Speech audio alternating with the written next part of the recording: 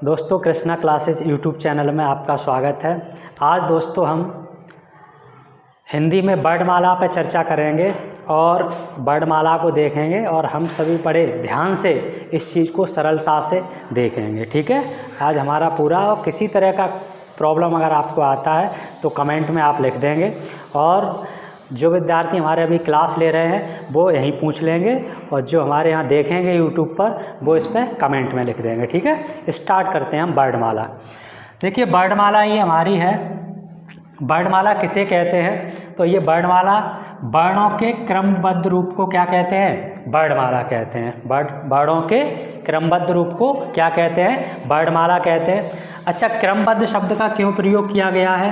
क्रमबद्ध का तात्पर्य है कि किसी को एक विस्तार का रूप देना या कह सकते हो आप एक क्रम दे देना। जैसे हम यहाँ लिख दें क, फिर च, फिर र, तो ये हमारा वर्णमाला में नहीं आ पाएगा। क्यों नहीं आएगा? क्योंकि वर्णमाला क्या कहता है? क, ख, ग, घ, ण, इस तरह से। तो एक क्रम होना चाहिए, तभी कहा गया है कि जब हम किसी क्रम में लिख देते हैं तो वो हमारा वर्णमाला कह जाने लगता है। तो वर्णों का क्रमबद्ध रूप क्या कहलाएगा? वर्णमाला कहलाएगा। आगे हम अब देखते हैं इसके लिए जो वर्णमाला हमारे बने हुए हैं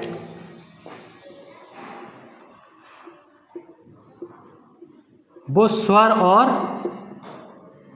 व्यंजन से मिलकर बनी होती है। यानी वर्ण के हम भेद कह सकते हैं। वर्ण के कितने भेद होते हैं? तो वर्ण के आपके दो भेद होते हैं, एक स्वर और एक व्यंजन। ठीक है, तो अगर हम हिंदी की बात करें तो स्वर हिंदी में 11 होते हैं और व्यंजन हिंदी में 33 होते हैं। आज हम जो चर्चा करेंगे, आज जो हमारा टॉपिक रहा है वो हम स्वरों पर चर्चा करेंगे और स्वरों को सभी को देखेंगे, बहुत अच्छे से समझने की कोशिश करेंगे। तो देखिए स्वर, तो अगर हम स्वर 11 हैं तो कौन कौन से स्वर होते हैं हमारे हिंदी में, इसे हम एक बार देख लेंगे। अ, आ, इ, ई, उ, ऊ, ऋ, ए, ऐ, ओ, औ। देखिए ये हमारे 11 स्वर होते हैं। ठीक है, आप इसे जो नोट करते जाएंगे और जो विद्यार्थी हमारे YouTube चैनल पर देख रहे हैं वो इसका स्क्रीनशॉट लेके लिख लेंगे। ठीक है, तो बात हम अब क्या करते हैं, तो ये तो हमारा एक सिंपल वे हो गया।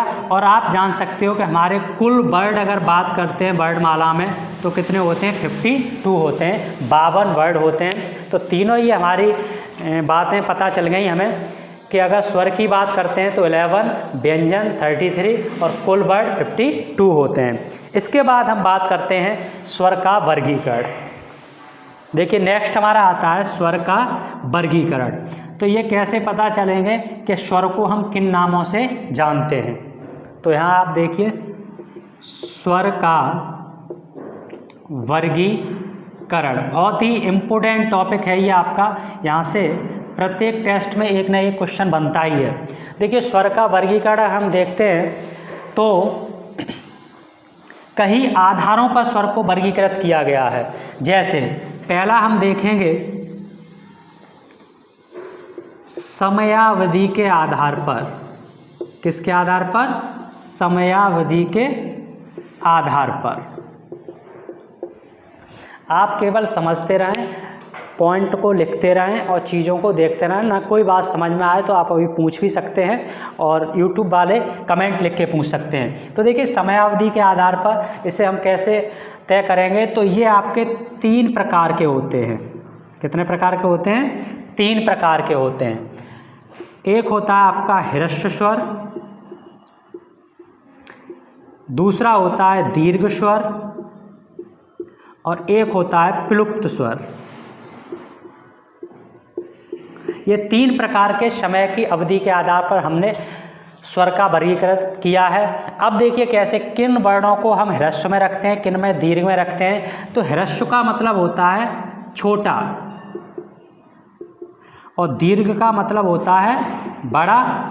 तो ऐसे वर्ड जिनको बोलने में हमें बहुत कम समय लगता है वो ह्रस्व स्वर कहलाते हैं। ठीक है, तो कौन से वर्ड ऐसे हैं जिनको हमें कम समय लगता है?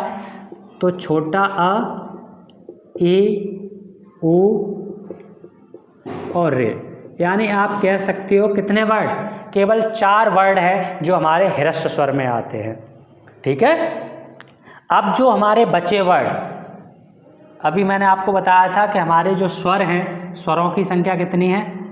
11 है, और हमने 4 ह्रस्व स्वर में बचा दिए, तो दीर्घ में कितने बचे? 7 बचे।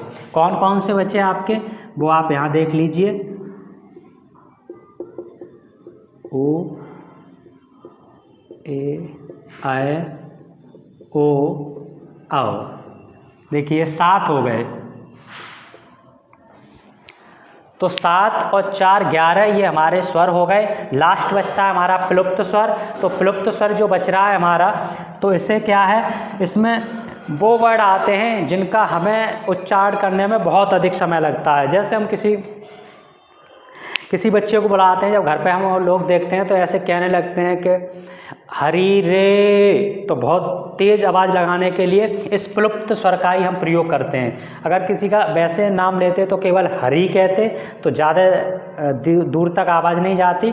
इसको बोलने के लिए हम काफ़ी लंबे व्यक्ति को बुला सकते हैं, दूर वाले व्यक्ति को बुला सकते हैं। तो इसमें आ जाता है, जैसे हम ओम का उच्चारण करते हैं, ओम शब्द, जैसे काफ़ी लंबे समय तक ओम शब्द को हम बोलते हैं। तो ये है, प्रश्न कैसे पूछेगा आपके एग्जाम में, किसी कंपटीशन में, तो कहेगा जैसे आ देगा और कहेगा ह्रस्व स्वर है, दीर्घ स्वर है या प्लुप्त स्वर है। तो आपको पता चलेगा कि दीर्घ, जब हम लोग हिंदी लिखते हैं कि लिखते हैं दीर्घ उत्तरी प्रश्न लिखिए, तो दीर्घ उत्तरी का मतलब बड़ा प्रश्न लिखना है।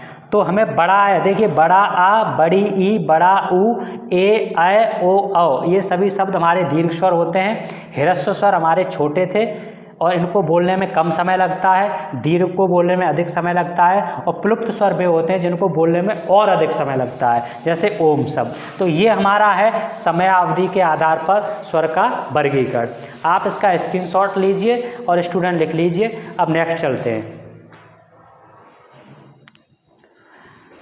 ये हमारा समयावधि के आधार पर हो गया। अभी हम स्वर ही देख रहे हैं कि कितने पर है। नेक्स्ट हमारा आता है जीव की स्थिति के आधार पर। दूसरा क्या है? जीव की स्थिति के आधार पर स्वर का वर्गीकरण है। जिस तरह से अभी हमने 3 प्रकार का लिखा था, उसी तरह से इसमें भी, क्योंकि हमारी जीभ आप जानते हो, जीभ एक तो लास्ट में एक लगा होता है, फिर बीच में और आगे बिल्कुल। तो इसी तरह से इसको भी 3 हिस्सों में बांट दिया है। एक आपका कह सकते हो अग्रभाग यानी अग्रस्वर, मध्य भाग तो मध्य स्वर, और पश्च भाग तो पश्च स्वर। तो जीभ की स्थिति पर आपको ट्रिक भी देखते जा रहे हो। आपके जीभ के 3 हिस्से कर दिया आपने, एक आगे का हिस्सा, एक बीच का हिस्सा और एक पीछे का हिस्सा। अब देखिए इसमें कौन से स्वर, बहुत इंपॉर्टेंट है ये आपका। यहाँ से बच्चा कंफ्यूज हो जाता है, उसे पता नहीं रहता कि कौन सा वर्ड कौन सा स्वर है। इसे कैसे आप देखिए। अब हम क्या करते हैं, जो हमारे 11 स्वर हैं इन्हीं को रखेंगे इसमें। तो मध्य स्वर में सबसे पहले हम छोटा आ रख लेते हैं, क्योंकि बीच में है, छोटा आ है। बाइक में हम लोग जाते हैं तो छोटा बच्चा होगा तो बीच में बैठा लेते हैं, तो सबसे पहले हमने उसे बीच में बैठा लिया। अब एक तो हमारा हो गया ये। अब जो बचे, अब हमारे पास बचे कितने? 10 स्वर।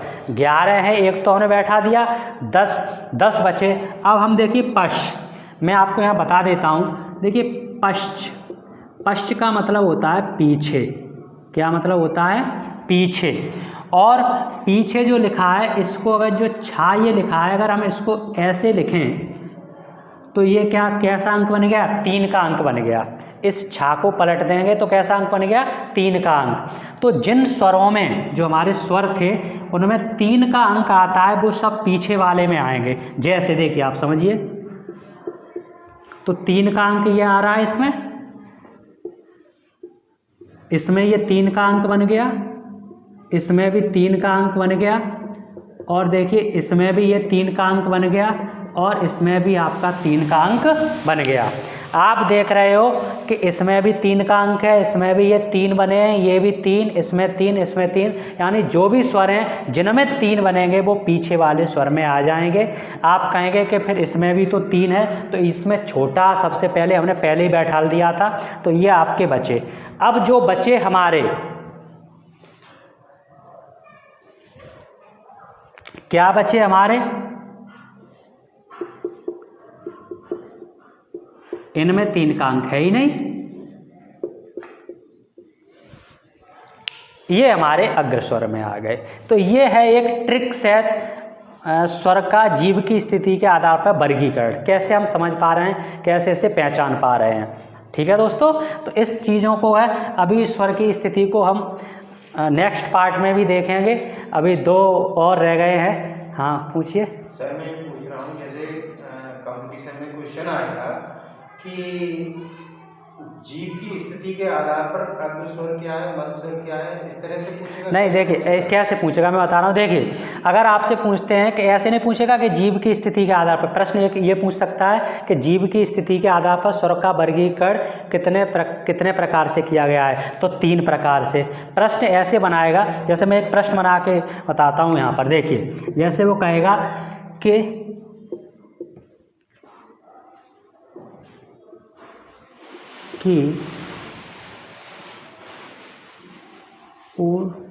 स्वर है अग्रस्वर, पश्चस्वर, मध्यस्वर और लास्ट आएगा इनमें से कोई नहीं, ये है। अब हमें ये देखना कि ऊ था तो इसमें 3 का अंक आया है, तो ये हमारा पश्चस्वर होगा, ऐसे पहचानना हमें उसमें होता है और हम लगा पाएंगे। तो ये हमारे, हमने क्या देख लिया, एक देखा जीभ की स्थिति के आधार पर और एक समय के अवधि के आधार पर। अभी स्वर का वर्गीकरण हमारे 2 प्रकार का और रह गया है, उसको हम नेक्स्ट टॉपिक में देखेंगे। नेक्स्ट मिलते हैं हम, तब तक के लिए जय हिंद, जय भारत।